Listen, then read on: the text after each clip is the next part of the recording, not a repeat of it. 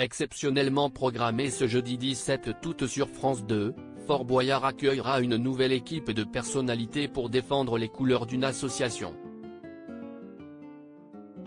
Il s'agira cette fois des Bonnes Fées, l'association des Miss France, avec Sylvie Tellier. L'occasion de revenir dans le détail sur l'argent versé à ces structures de bénévoles depuis la création du jeu en 1990. Changement d'habitude en vue pour les téléspectateurs de France 2. Le prochain numéro de Fort Boyard ne sera pas diffusé ce samedi, mais bien ce jeudi 17 août, toujours en prime time. La chaîne diffusera en effet ce week-end les mondiaux d'athlétisme et a donc préféré avancer la date de son jeu estival phare.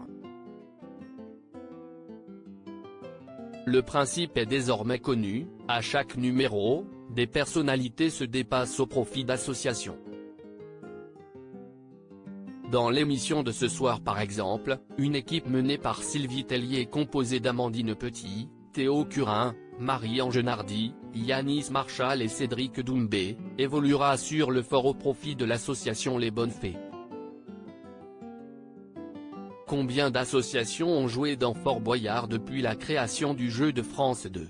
Depuis son lancement sur France 2 en 1990, Fort Boyard a accueilli pas moins de 250 associations. Et aucune d'entre elles ne repart bredouille puisque même si elles échouent à trouver le bon mot code, la production leur garantit un gain minimum de 3 000 €. Alors, combien d'argent a été versé au total à ces structures bénévoles en 33 ans ?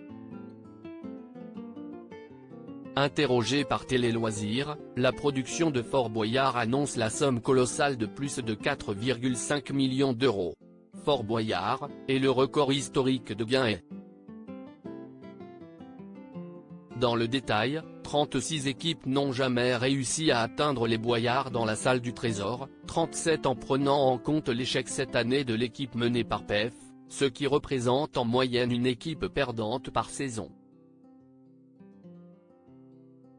Le record historique de gains est toujours détenu depuis 2001 par l'équipe des Yamakasi, avec 37 118 € récoltés. Une somme conséquente, alors que la moyenne est de 15 000 €. Mais cette année-là, une règle spécifique avait permis à ces athlètes de doubler leurs gains. Sur les 250 associations représentées depuis la création du jeu, 200 sont venues une fois et les autres, 2 fois ou plus. Le record est détenu par les Bonnes Fées, créées par des Miss France, avec 7 émissions à leur actif. Mais comme dans toute histoire d'amour qui dure, il y a des hauts et des bas. Cette année, dans le cadre des nouveaux atouts du Père Fouras, la production a introduit des mécaniques à même de faire baisser les gains. Fort Boyard, les atouts du Père Fouras, Nathalie Péchala furieuse face aux Boyards rouges. Exemple avec les Boyards rouges, que l'équipe de Nathalie Péchala a dû éviter sous peine de perdre 500 € par faux Boyard. Nathalie était furax. Elle l'a découvert sur le tournage, elle croyait qu'il n'y en aurait que quelques-uns. Quand elle a vu qu'elle était obligée de trier Boyard par Boyard, elle était dégoûtée. Mais elle restait bonne joueuse, témoigne une bénévole de l'association Premier de Cordée, dont la sportive défendait les couleurs.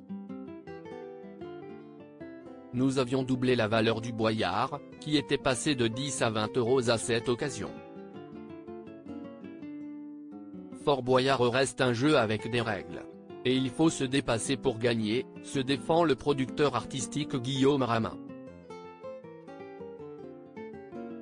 C'est le jeu, mais notre équipe n'a pas eu le plan le plus sympa, observe-t-on chez Premier de Cordée, qui a finalement reçu 13 218 €. En tout cas, toute l'équipe de Nathalie est prête à prendre sa revanche l'année prochaine.